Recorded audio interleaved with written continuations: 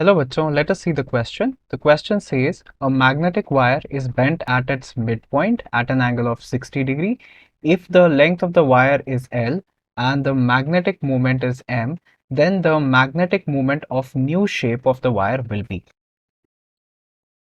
Now let us see the key concept. तो हमारे पास अगर एक मैग्नेट है and magnet has two poles, suppose this is the north and this is the south pole.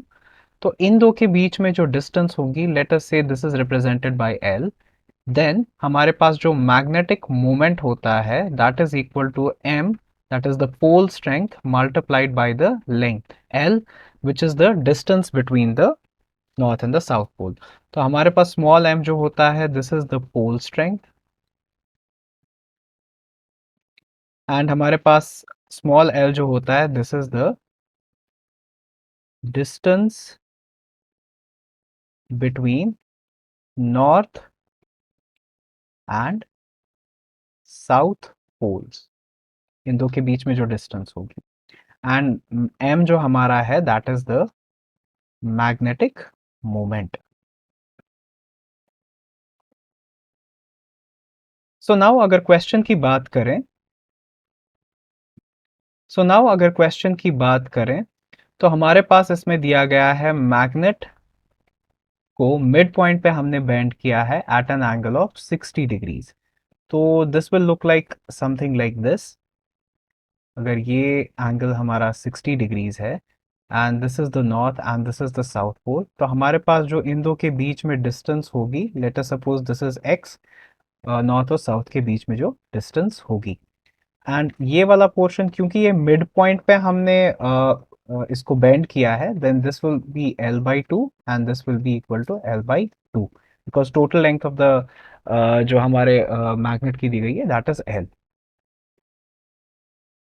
Then अगर हम इसको एक ट्रायंगल से कंपेयर करें जिसमें हमारे पास वर्टिसेस हैं A, B and C, and हमारे ऑपोजिट साइड्स के value small a, small b and small c are the values of the sides opposite to their respective vertices angles.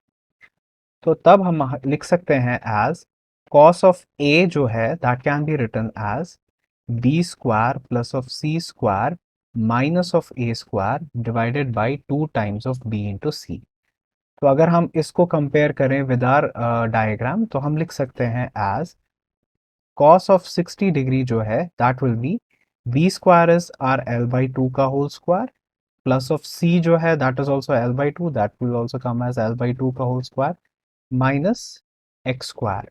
So whole divided by 2 times of L/2 multiplied by L/2.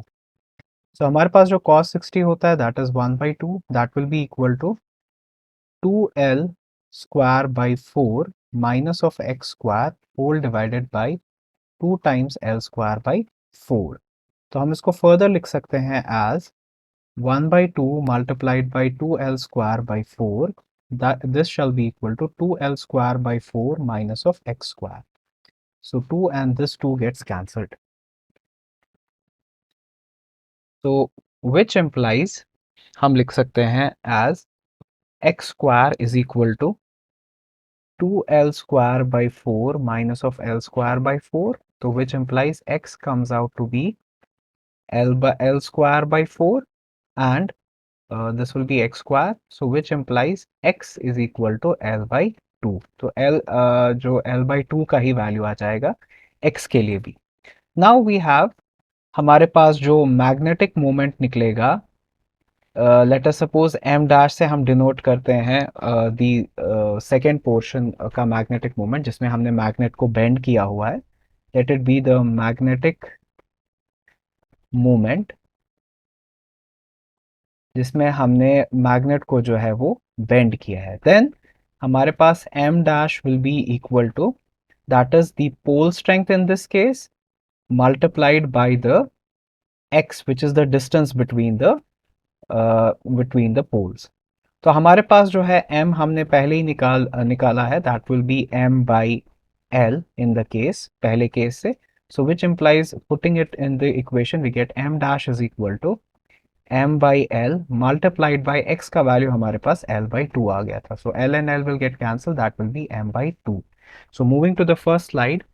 So our final answer is option C, m by 2. I hope you understood it well and best of luck.